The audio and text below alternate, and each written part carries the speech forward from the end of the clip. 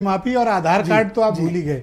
वीरेन जी भी हमारे साथ डिबेट में आ गए। वीरेन जी, मैं आपसे जानना चाहता हूं, एक पत्रकार के रूप में आप डॉक्टर मनमोहन सिंह को किस तरह से याद करते हैं? वीरेन जी। देखिए, इकोनॉमी पर तो बहुत सारी बातें हुई हैं, लेकिन मैं समाज में उन लोगों की बात रखता हूं जो मनमोहन सिंह को प्रधानमंत्री नेता के तौर पर देखे। 10 साल उनकी सरकार चली और उसके बाद की जो उनके ऊपर आरोप लगे, आलोचनाएं झेली, उस रूप में उनको मैं देखता हूं। उस पर थोड़ी सी बात रखूंगा। ये कहा जा सकता है कि वो एक साधारण व्यक्ति थे, लेकिन उनका काम असाधारण था और आज इसी रूप में दुनिया उनको याद कर रही है।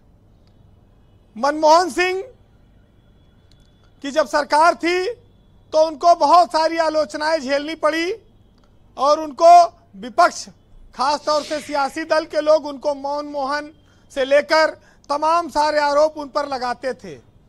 वो रिमोट कंट्रोल से चलने वाले प्रधानमंत्री कहलाए। उनके ऊपर कोयला घोटाला, स्पेक्ट्रम घोटाला का आरोप लगा। अन्ना आंदोलन, एक बहुत बड़ा आंदोलन इस देश में हुआ और उसी आंदोलन में बाबा रामदेव को सलवार पहनकर भागना पड़ा।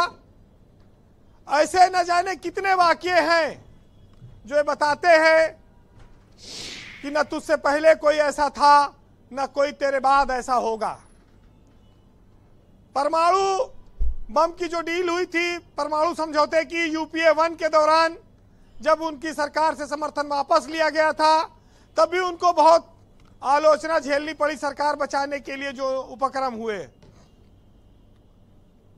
ब्रजेश जी, आर्थिक संकट पर तो बहुत सारे विशेषज्ञों ने बोला है, लेकिन सबसे महत्वपूर्ण बात यह है कि मनमोहन सिंह की आलोचना कांग्रेस के भीतर भी इन आर्थिक संकटों के लिए होती रही है और नरसिंहा राव ने उनका साथ दिया। और जब पूरी दुनिया आर्थिक मंदी में परेशान थी, पैसा डूब रहा था, नौकरियां जा रही थी, बेरोजगारी बढ़ रही थी, ऐसे में वो भारत में आर्थिक सुधारों के जनक बने। ये बहुत बड़ी उम्मीद और आशा की किरण थी जी। राजनीति की एक जो मुश्किल भरी दुनिया है, उसमें आम सहमति बनाने वाले नेता के तौर पर मनमोहन सिंह को आप जान सकते हैं। गठबंधन की सरकार को 10 साल चलाना कोई मामूली काम नहीं है, क्योंकि इसके लिए बड़ी मेहनत करनी पड़ती है। जहां तक कहते हैं कि सरकार से हटने के बाद भी उनकी बड़ी आलोचना हुई यूपीए सरकार की, लेकिन हजार जवाबों से अच्छी उनकी एक खामोशी थी, जिसके लिए उनको कई बार आलोचना सहनी पड़ती थी, लेकिन उसने हर बार कई सवालों की आबरू को ढका उनकी उस खामोशी ने। और कांग्रेस के लिए भी कई बार ऐसी स्थितियां आई। आज मनमोहन सिंह के लिए कहा जा सकता है कि कबीरा, जब हम पैदा हुए जग हंस रहा था और हम रोए, और ऐसी करनी कर चलो कि हम हंसे और जग रोए।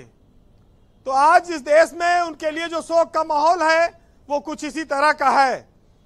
जब भी हिंदुस्तान की सियासत में किरदार, काबिलियत और ईमानदारी की बात कही जाएगी, तो वो प्रधानमंत्री के रूप में देश में श्रेष्ठतम नेताओं में गिने जाएंगे, इसमें कोई शक नहीं है।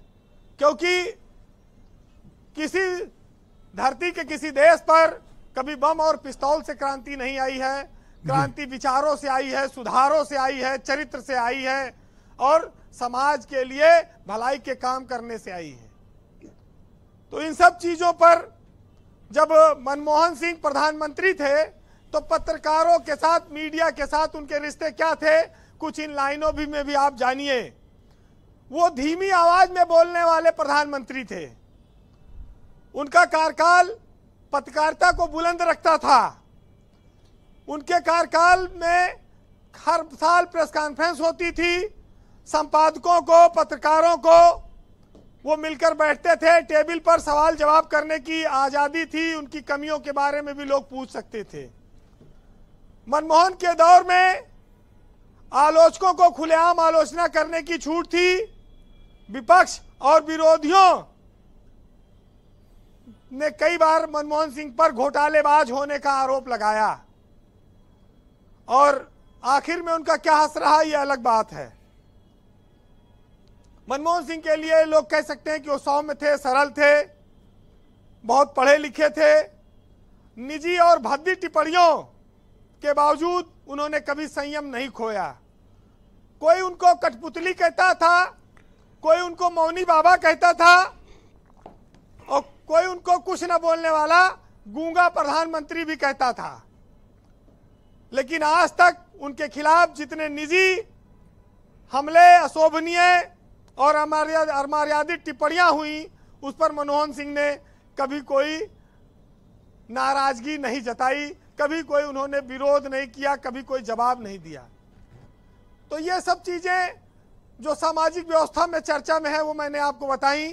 और आज उनके जाने पर ये 4 लाइनें सुनिएगा कि हम लोग उनको किस रूप में याद करते हैं, कि राजनीति के आयाम किस ओर चले, क्यों अच्छे भले किरदार कहानी छोड़ चले, और लगा ना सका कोई उनके कद का अंदाजा, वो आसमां था मगर सर झुकाए चलता था।